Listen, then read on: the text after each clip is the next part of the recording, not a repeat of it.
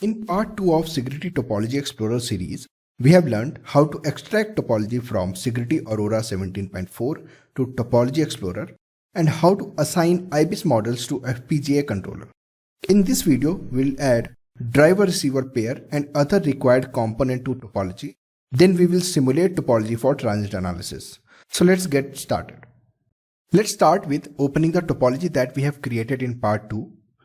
If you don't have that, you can download it from the link given in the description and open it in Topology Explorer 17.4 from Cadence program menu. Let's talk a little bit more about topology. So we are working with 266 MHz parallel data bus, which has a statics to FPGA controller, which is connected to our DIMM connector, on which we are going to place 512 MB SDRAM from Micron. So as you can see in this image, memory controller is U7, TL2 is this B dimensions or B transmission line. Then we have a DIMM module connector, which is a XU2, and further TL1 transmission line is connected. So in this diagram, it is represented with C, which is pulling up the data bus to 0.9 volt using a RN32 register. Further on this, let's talk about what is missing in this topology. To simulate a topology in Sigrity Topology Explorer, it should have at least one driver and one receiver.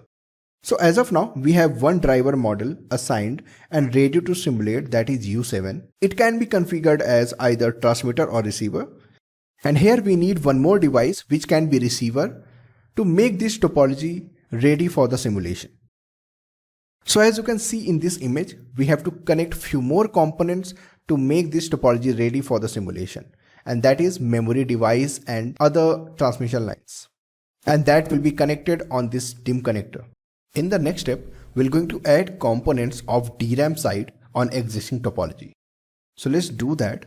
First, I'm going to add an IO block, and that will be our DRAM IO block. Here we're going to assign IBIS models. Another component that we're going to add is our register and our transmission line. Now I'm just going to arrange those quickly to create a circuit as we have seen in this image. In the next step, we are going to assign IBIS model. To do that, you have to just click on this IBIS file, then browse where you have stored the IBIS model. In your case, you can download it from the description. Then select the memory DRAM IBIS file and click on open. Once you open that, you'll see a couple of options, and make sure you have selected C2 pins, which has a DQ1 signal, and model name should be assigned as DQ full. Then click on OK.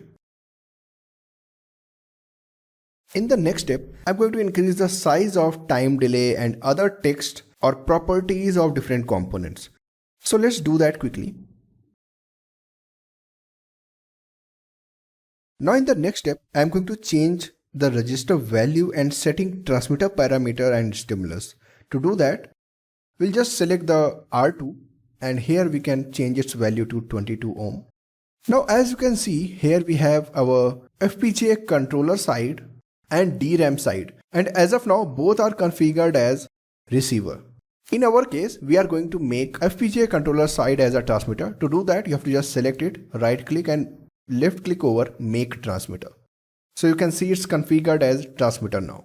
To set data rate, data pattern, number of bits for transmitter side, we have to click over set analysis option from workflow, and as of now it is set as 1 Gbps. We're just going to change it to 0.532 Gbps. Why? Because the clock frequency we are using, it's 266 MHz, and data rate will be twice of clock frequency because it's double data rate. And same value we are going to use here. We are going to simulate for 532 number of bits. Now in the next step, we have to set the stimulus pattern. To do that, just select it, right click and click over define pattern, and make sure you have selected random here and click on preview button. As you can see, these are all the bits that we are going to send from transmitter to receiver. Now click on OK. After setting all the stimulus parameters and analysis options, we are going to check the connectivity between transmitter and receiver. To do that, again go back to our workflow manager, select check connectivity. Once you do that, a window will open, and the purpose of connectivity checker is to verify receiver and transmitter side is connected or not. which we can do that just clicking over this check button. And as you can see, the RX pin DIMM C2 is connected to control data pin D6. Or even you can see the signals are also connected. Once we have verified that, we are ready to go for transient analysis. To do that, again go back to Workflow Manager and click on Start Transient Analysis. So we got the plot at DQ1 side, which is our receiver or DIMM data side. And as you can see, as of now, the waveform is not good because we are using a lot of default models and we haven't entered our stack up in topology. So that's why we are seeing like some random waveforms as of now, and it's not very precise. If you check the eye diagram also, it's like completely collapsed. So that's it for this video. In the next video, I will talk about how to add lossy transmission line to make simulation models more realistic. For more tutorials, visit us at resources.emaeda.com and don't forget to like and subscribe our YouTube channel.